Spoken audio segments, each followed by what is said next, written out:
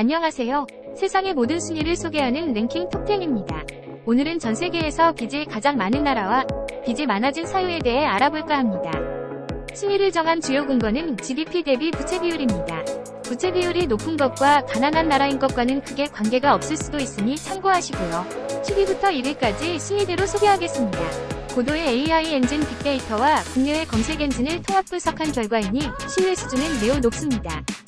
자, 준비되셨나요?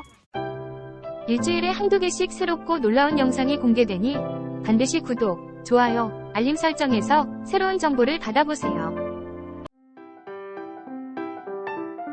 캐나다의 GDP 대비 부채 비율은 약 90%입니다. 캐나다의 부채 문제는 주로 사회복지 프로그램 및 인프라 프로젝트에 대한 국가의 공공지출 증가로 인해 발생합니다. 이 나라는 또한 코로나19 대유행으로 인해 경제적 어려움에 직면했으며 이로 인해 경기 부양책에 대한 정부 지출이 증가했습니다. 캐나다는 또한 최근 몇 년간 낮은 경제 성장으로 어려움을 겪어 국가의 사회복지 시스템이 부하가 걸리고 있습니다. 프랑스의 GDP 대비 부채 비율은 약 100%입니다. 프랑스 부채는 국가의 대규모 공공부문과 높은 사회복지 지출이 원인이라는 점에서 벨기에와 유사합니다. 코로나19 팬데믹을 극복하기 위해 경기 부양책을 시행한 것도 원인이 되었죠. 프랑스는 또한 낮은 경제 성장과 높은 실업률로 인해 공공지출이 크게 증가했습니다. 스페인의 GDP 대비 부채 비율도 프랑스와 비슷하게 약 100%입니다. 스페인의 부채 문제는 주로 높은 실업률과 느린 경제 성장으로 인해 발생합니다. 국가는 이러한 문제를 해결하기 위해 사회복지 프로그램에 대한 공공지출을 늘렸지만 이는 결국 부채 문제를 발생시켰죠.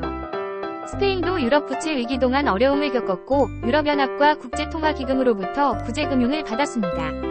미국의 GDP 대비 부채 비율은 약 105%입니다. 미국은 대규모 연방정부를 보유하고 있으며 국방 및 기반시설에 상당한 금액을 지출합니다. 미국 정부도 최근 몇 년간 세금 감면과 군비 지출을 늘려 부채 문제를 더욱 악화시켰습니다. 싱가포르의 GDP 대비 부채 비율은 약 110%입니다. 싱가포르의 부채 문제는 주로 사회복지 프로그램 및 인프라 프로젝트에 대한 정부 지출 증가로 인해 발생합니다. 싱가포르는 또한 경제 경쟁력을 유지하기 위해 연구개발에 막대한 투자를 했습니다. 벨기에의 GDP 대비 부채 비율은 약 115%입니다. 벨기에는 연방정부 시스템을 가지고 있어 재정개혁을 시행하고 지출을 줄이기가 어렵습니다. 포르투갈의 GDP 대비 부채 비율은 약 130%입니다. 포르투갈의 부채 문제는 2008년 금융위기에서 시작되었다는 점에서 그리스와 유사합니다. 포르투갈도 유럽연합과 국제통화기금으로부터 구제금융을 받았으며 구제금융의 일환으로 부과된 긴축 조치는 사회 및 정치적 불안을 야기했죠. 포르투갈은 또한 낮은 경제 성장과 높은 실업률로 어려움을 겪고 있으며 이로 인해 사회복지 프로그램에 대한 공공지출이 증가했습니다. 이탈리아의 GDP 대비 부채 비율은 약 150%입니다. 이탈리아의 부채 문제는 인구 통계학적 요인과 경제적 요인이 복합적으로 작용하여 발생합니다. 이탈리아는 고령화 인구로 인해 국가의 공적연금 시스템과 의료 지출이 갈수록 늘어나고 있습니다. 또한 낮은 경제 성장과 높은 실업률로 인해 공공지출이 증가했습니다. 그리스의 GDP 대비 부채 비율은 약 200%입니다. 그리스의 부채 위기는 2008년 글로벌 금융위기로 인해 국가 경제 생산량이 급격히 감소하면서 시작되었습니다. 그리스 정부는 수년 동안 막대한 예산 적자를 기록해왔으며 금융위기로 인해 국제대출기관에서 돈을 빌리는 것이 어려워졌습니다. 2010년 그리스는 유럽연합과 국제통화기금으로부터 구제금융을 받았지만 구제금융의 일환으로 부과된 긴축 조치는 오히려 사회적 정치적 불안을 불러일으켰죠. 그리스는 또한 탈세로 어려움을 겪고 있으며 이는 부채 문제를 더욱 가중시켰습니다. 전 세계에서 빚이 가장 많은 나라는 놀랍게도 이웃나라 일본입니다. 일본은 1000조엔, 위화로 9조 달러 이상에 달하는 세계에서 국가부채가 가장 많습니다. 일본의 부채 문제는 주로 인구 통계학적 요인과 경제적 요인이 복합적으로 작용하여 발생합니다. 일본은 인구 고령화로 인해 공적연금 제도와 의료 지출이 어마어마하죠.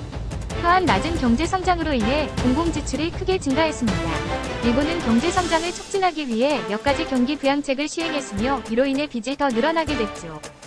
이러한 요소들이 각 국가의 부채 문제 원인이 되고 있지만 종종 복잡한 정치적 경제적 요소가 작용한다는 점에 주목하는 것이 중요합니다.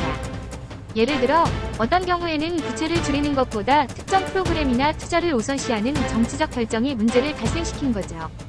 또한 세계 경제 환경과 국제 무역 및 투자의 변화는 국가의 부채 상황에 영향을 미칠 수 있습니다. 부채 문제를 해결하는 데 있어 각 국가마다 고유한 과제와 기회가 있습니다.